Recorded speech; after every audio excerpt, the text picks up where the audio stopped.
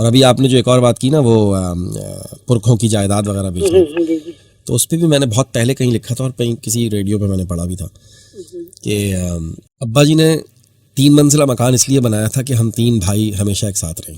Okay جی. لیکن ابا جی کے چلے جانے کے بعد ہم نے یہ فیصلہ کیا کہ اس مکان کو بیچ دیا جائے، کیونکہ نہ تو ہم 3 بھائی ایک ساتھ رہ سکتے تھے اور نہ ہی ہماری بیویاں. لہٰذا ہم نے اخبار میں اشتہار دیا، بہت سارے لوگ دیکھنے آئے لیکن ایک صاف سے بات طے پائی. تو جب بات ہو گئی تو میں نے ان سے پوچھا کہ انکل آپ یہ گھر کیوں خریدنا چاہتے ہیں؟ تو کہنے لگے بیٹا میرے 3 بیٹے ہیں اور میں چاہتا ہوں کہ وہ ہمیشہ ایک ساتھ رہیں. سمجھے کہ نہیں سمجھے؟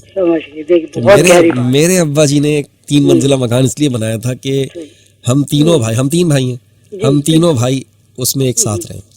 لیکن زمانے کے ساتھ ساتھ ہم نے ریئلائز کیا کہ نہ تو ہم 3 بھائی ساتھ رہ سکتے ہیں اور نہ ہی ہماری بیویاں ساتھ رہ سکتی ہیں. بھائی پھر رہ لیتے ہیں، بیویوں کا تھوڑا مسئلہ ہوتا ہے نہیں تھا لیکن ویسے ہی بس ایک ہوتا ہے عام وہ طور بھی جو انسان آئے ہیں ان کو بھی پتہ کل کیا ہونے والا ہے نا کہ سامان. لیکن دیکھیں ایک باپ جو ہوتا ہے نا اس کی ہمیشہ خواہش ہوتی ہے کہ اس کی اولاد ہمیشہ اتفاق سے اس کے ساتھ رہے. جیسے ابھی پچھلے دنوں نا ایک بہت کمال کا وہ 2 بچے ہیں آپس میں، کوئی وہ ایک بڑا کلپس وائرل ہوا ہے. وہ ایک بچہ پوچھتا ہے رپورٹر سے، رپورٹر یہ تو بتاؤ کہ یہ جو ماں جب بچے کو گودی میں اٹھاتی ہے تو وہ کمر پہ رکھتی ہے کیوں؟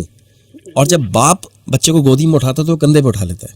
تو رپورٹر کہتا ہے مجھے تو نہیں پتا. دوسرا بھائی اس کا کہتا ہے کہ جب ماں بچے کو گود میں اٹھاتی ہے نا تو ماں چاہتی ہے کہ بچہ وہاں تک دیکھے جہاں تک ماں کی نظر جاتی ہے، لیکن جب باپ بچے کو کندھے پہ اٹھاتا ہے نا تو باپ چاہتا ہے کہ بچہ وہاں تک دیکھے جہاں تک میں خود بھی نہیں دیکھ سکتا. اور بہت یہ تو بہت بڑی بات. یہ اس ویڈیو میں جو پیغام تھا نا وہ واقعی بڑا کمال کا تھا.